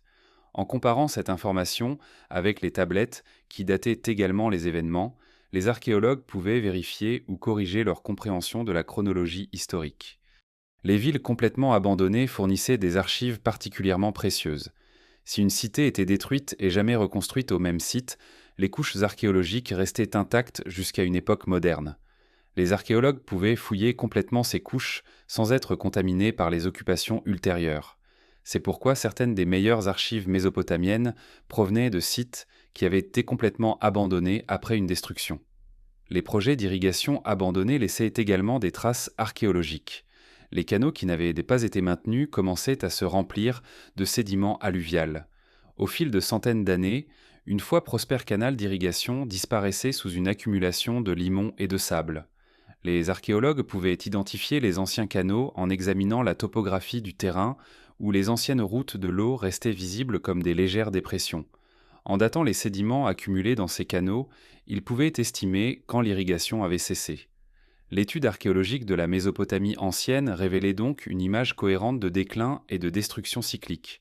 Les cités prospéraient pendant certaines périodes, déclinaient pendant d'autres. Elles étaient reconstruites après la destruction, puis déclinées à nouveau. Ce cycle de prospérité et de déclin était l'essence de l'histoire mésopotamienne. En combinant les preuves archéologiques avec les textes écrits des tablettes, les savants modernes pouvaient créer une compréhension multifacetée des événements historiques qui avaient façonné cette ancienne civilisation. Au-delà des explications politiques et militaires de l'effondrement des civilisations mésopotamiennes, les chercheurs modernes ont identifié une cause additionnelle et potentiellement plus fondamentale, les changements climatiques et environnementaux. Les tablettes cunéiformes mésopotamiennes elles-mêmes mentionnaient des sécheresses, des périodes arides et des perturbations environnementales. Les preuves paléoclimatiques modernes, tirées de l'étude des dépôts sédimentaires, des cernes d'arbres et d'autres indicateurs naturels, confirment que la Mésopotamie ancienne avait expérimenté des changements climatiques significatifs. Le climat de la Mésopotamie ancienne était semi-aride, avec une dépendance critique aux fleuves Tigre et Euphrate pour les ressources en eau. Le débit de ces fleuves variait selon les précipitations dans leurs bassins versants, situés en Anatolie et dans les montagnes du Zagros. Une augmentation de la précipitation dans ces régions signifiait un débit plus élevé dans les fleuves mésopotamiens. Une diminution de la précipitation signifiait un débit réduit. Ce système était extrêmement sensible à la variabilité climatique. Des études paléoclimatiques utilisant les cernes d'arbres, les carottes sédimentaires prélevées du fond des lacs et des mers, et d'autres techniques scientifiques modernes révèlent un événement climatique majeur qui aurait pu contribuer à l'effondrement de l'empire akkadien et à la période de l'invasion gouthéenne. Au cours de la période approximativement entre 2250 et 2150 avant notre ère, la région du Moyen-Orient expérimenta une sécheresse prolongée connue aujourd'hui sous le nom de 4,2 kYear Event ou Kwate Libé ou événement climatique de 4200 ans. Cet événement est visible dans les enregistrements climatiques de nombreuses régions du monde.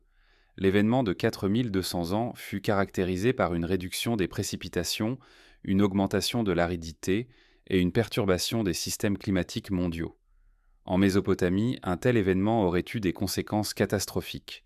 Les précipitations réduites dans les bassins versants du Tigre et de l'Euphrate auraient entraîné un débit réduit dans les fleuves. Cela aurait diminué la quantité d'eau disponible pour l'irrigation. Les récoltes auraient décliné, la production alimentaire aurait diminué, la famine aurait pu s'ensuivre. Les tablettes cunéiformes mésopotamiennes enregistrent effectivement des périodes d'aridité et de famine qui semblent correspondre chronologiquement à cet événement climatique. Une inscription d'un roi akkadien tardif mentionnait une période de sécheresse terriblement destructrice.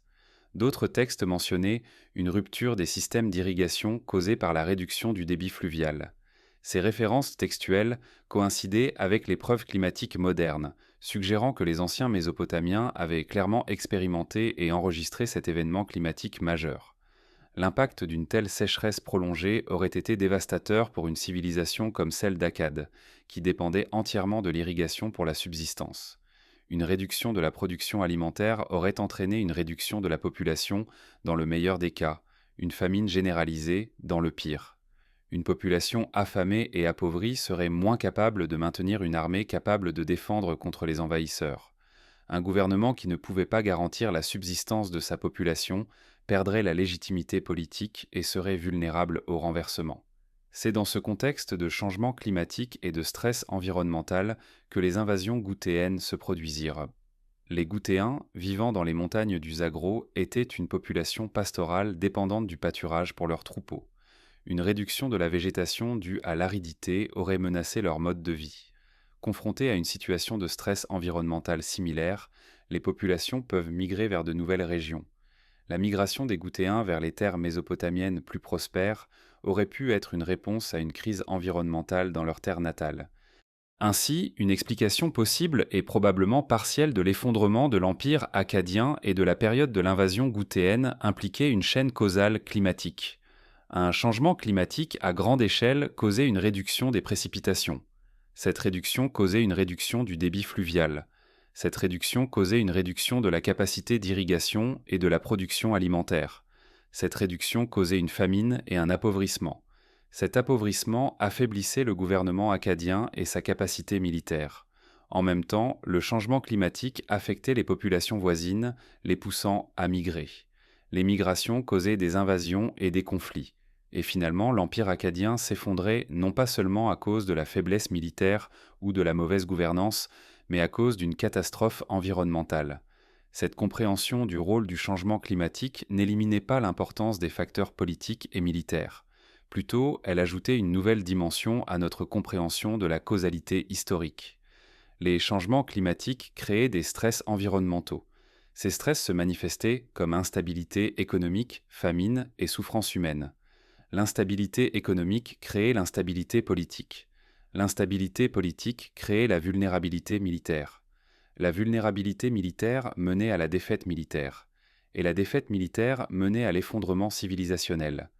Les recherches paléoclimatiques et archéologiques modernes continuent à affiner notre compréhension du rôle de l'environnement dans l'effondrement des civilisations anciennes. Les preuves suggèrent que les civilisations antiques n'étaient pas des entités monolithiques immuables, mais plutôt des systèmes complexes extrêmement vulnérables aux perturbations environnementales. Une civilisation pouvait et prospérer lorsque l'environnement était favorable. Mais lorsque l'environnement changeait défavorablement, la civilisation était dans une situation d'extrême vulnérabilité. Après la période de chaos causée par l'invasion gouttéenne, la Mésopotamie expérimenta une période de rétablissement et de réorganisation politique.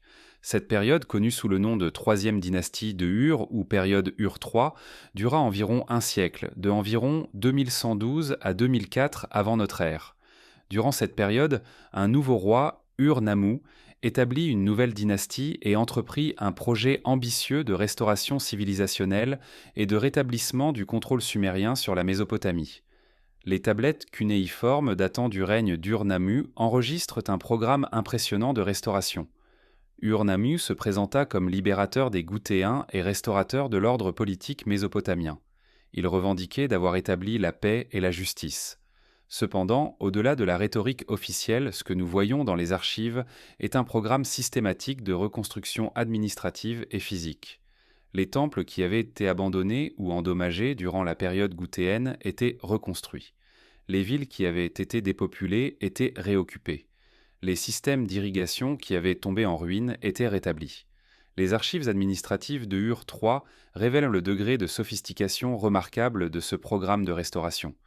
Des registres énumérèrent précisément les matériaux nécessaires pour la reconstruction des temples. Des talettes enregistraient les travailleurs mobilisés pour les projets de construction. Des registres documentaient les revenus collectés pour financer ces projets. Tout était enregistré en détail, reflétant un niveau de contrôle administratif et de planification exceptionnellement élevé. Le programme de construction d'Ur III était particulièrement spectaculaire. Ur-Nammu et ses successeurs construisirent ou reconstruisirent un nombre remarquable de temples. La grande ziggourate de Ur, une structure pyramidale monumentale construite comme sanctuaire pour le dieu de la lune Nana, fut construite ou reconstruite durant cette période. Les vestiges de cette structure existent toujours et demeurent l'une des structures les plus impressionnantes de la Mésopotamie ancienne. Les inscriptions enregistraient la construction de temples à Nippur, Lagash, Uruk et dans de nombreuses autres villes. Au-delà de la construction religieuse, le programme de restauration incluait la construction de structures administratives, de résidences royales et d'autres bâtiments publics. Des routes étaient construites et entretenues. Les villes étaient muralées. L'infrastructure urbaine était systématiquement reconstruite. Pour un observateur contemporain, cette période aurait ressemblé à un miracle de restauration. Une civilisation qui avait semblé détruite et disparue quelques générations auparavant renaissait de ses cendres. La restauration était aussi administrative et légale. Ur-Nammu se présentait comme un roi qui rétablissait la justice et la loi. Selon les inscriptions, il avait établi une code de loi, appelée le code d'Ur-Nammu, qui était l'un des codes de loi écrits les plus anciens connus. Ce code énumérait les infractions criminelles et les punitions correspondantes. Il établissait les responsabilités des personnes à différents niveaux sociaux. Il cherchait à créer un cadre légal unifié et juste pour la gouvernance de l'Empire. Les archives administratives de Ur III révèlent également comment un tel programme de restauration était financé et organisé. Des impôts substantiels étaient collectés auprès de la population. Les revenus provenaient des terres du temple, de l'agriculture, du commerce et d'autres sources. Ces revenus étaient ensuite alloués à différents projets et différentes institutions. Le temple recevait une part, la cour royale une autre et l'armée une troisième. Les registres montrent une allocation minutieuse des ressources, cherchant à maintenir un équilibre entre les différents besoins. Cependant, malgré le succès apparent de la restauration, les archives révèlent aussi des tensions chroniques. Les registres militaires énumèrent les troupes levées et les campagnes menées pour maintenir le contrôle politique. Cela suggère que la domination politique n'était pas universellement acceptée et que la force militaire était nécessaire pour maintenir l'ordre. Les lettres administratives rapportaient des révoltes locales et des demandes pour des troupes supplémentaires pour les réprimer. Certaines régions semblaient particulièrement récalcitrantes à l'autorité centrale. Les archives de Ur III révèlent également l'émergence de nouvelles menaces. Vers la fin du règne d'Ur-Nammu, et particulièrement sous ses successeurs, les registres militaires mentionnaient une présence accrue de peuples étrangers. Les Amorites, un groupe sémitique venant des régions désertiques à l'ouest, commençaient à s'infiltrer en Mésopotamie. Les registres mentionnaient la construction de murailles pour défendre contre ces envahisseurs. Les lettres administratives rapportaient des raids amorites sur les terres mésopotamiennes. La question de savoir pourquoi la troisième dynastie de Ur finalement s'effondra, après seulement un siècle de domination, reste un sujet de débat parmi les savants. Les causes invoquées incluent l'émergence du pouvoir des Amorites et d'autres peuples de la région, possiblement en réponse à des migrations causées par un autre changement climatique. Elles incluent aussi l'épuisement des ressources nécessaires pour maintenir une administration aussi extensive et un programme de construction aussi ambitieux. Elles incluent possiblement aussi la mort d'Ur-Nammu lui-même, dont la personnalité charismatique pouvait avoir été en grande partie responsable de la cohésion de l'Empire. Néanmoins, la période Ur III reste une période remarquable de restauration civilisationnelle. Elle démontre qu'une civilisation qui avait semblé irrémédiablement détruite pouvait être restaurée par une direction politique capable et ambitieuse. Elle démontre aussi que la restauration n'était pas permanente, que tout empire, aussi bien organisé et efficace soit-il, restait vulnérable à de nouveaux stress et à de nouvelles menaces. Après avoir exploré en détail les événements, les acteurs, les causes et les conséquences des guerres et des effondrements mésopotamiens du troisième millénaire avant notre ère, nous arrivons à la question finale. Qu'est-ce que ces événements anciens nous enseignent ? Les tablettes sumériennes, qui avaient gravé dans l'argile cuite les récits de ces guerres et effondrements, contenaient des leçons qui résonnaient à travers les millénaires, applicables à notre propre époque et à notre propre compréhension de la manière dont les civilisations se construisent, prospèrent et finalement s'effondrent. La première leçon que les tablettes sumériennes nous enseignent est que l'effondrement civilisationnel n'est pas un événement soudain, mais plutôt un processus graduel. Les destructions réelles, les guerres et les invasions ne représentaient que le point culminant visible d'une série de stress qui s'étaient accumulés au fil du temps. L'empire akkadien ne s'était pas effondré simplement parce que les Goûtéens l'avaient envahi. Il s'était effondré parce qu'une série de stress climatiques, économiques et politiques l'avait affaibli au fil des années jusqu'à ce qu'il devienne vulnérable à l'invasion goûtéenne. Les civilisations mésopotamiennes n'avaient pas disparu en une nuit. Elles s'étaient dégradées graduellement au fur et à mesure que les ressources diminuaient, que les populations se réduisaient et que les gouvernements perdaient leur efficacité. La deuxième leçon est que les systèmes complexes, même hautement sophistiqués, sont vulnérables aux perturbations. La Mésopotamie ancienne avait développé un système de gouvernement et d'organisation économique remarquablement avancé pour son époque. Elle avait maîtrisé l'agriculture irriguée à grande échelle. Elle avait développé un système administratif bureaucratique capable de gérer une population dense et diversifiée. Elle avait créé un système d'écriture qui permettait la conservation et la transmission des connaissances. Malgré ces accomplissements, une perturbation suffisamment grande, comme une sécheresse prolongée ou une invasion militaire, pouvait mettre à bas l'ensemble du système. La vulnérabilité de ces systèmes complexes provenait paradoxalement de leur complexité elle-même. Plus un système était complexe, plus il avait de points d'échec potentiels. Un système d'irrigation compliqué ne fonctionnait que si chaque partie était entretenue correctement. Un gouvernement bureaucratique ne fonctionnait que si la chaîne de commandement restait intacte et effective. Une économie fondée sur le commerce à longue distance ne fonctionnait que si les routes commerciales restaient ouvertes et sûres. Un stress qui perturbait n'importe lequel de ces éléments pouvait menacer l'ensemble du système. La troisième leçon est que les changements climatiques et environnementaux pouvaient être des facteurs majeurs dans l'effondrement des civilisations. Les tablettes sumériennes enregistraient des droughts, des famines et d'autres perturbations environnementales. Les preuves paléoclimatiques modernes confirmaient que ces enregistrements correspondaient à des changements climatiques réels, particulièrement le 4,2 kYear event. L'importance du climat dans l'effondrement des civilisations était probablement sous-appréciée par les historiens avant que les preuves climatiques ne deviennent disponibles.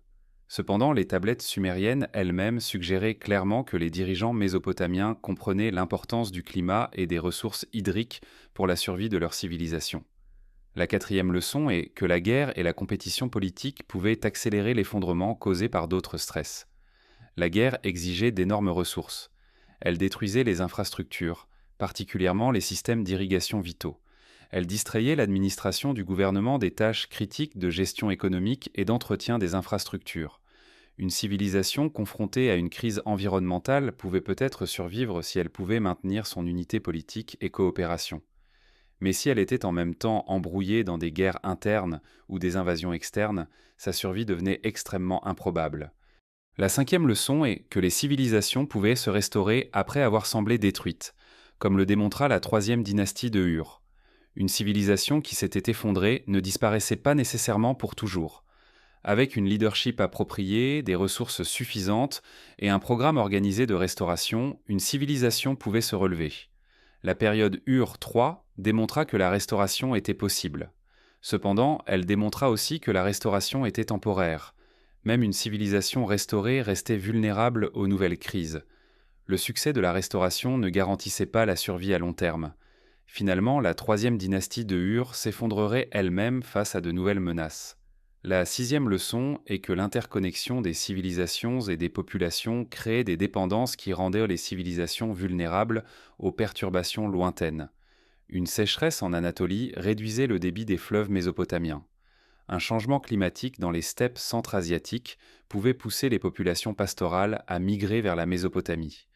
Un conflit politique dans une cité pouvait rapidement se propager vers les cités voisines par le biais du commerce et de l'interaction diplomatique. Aucune civilisation ne pouvait être complètement isolée.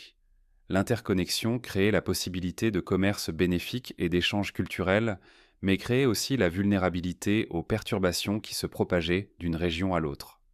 La septième leçon est que les records écrits TS, comme les tablettes sumériennes, représentaient un trésor inestimable pour la compréhension historique.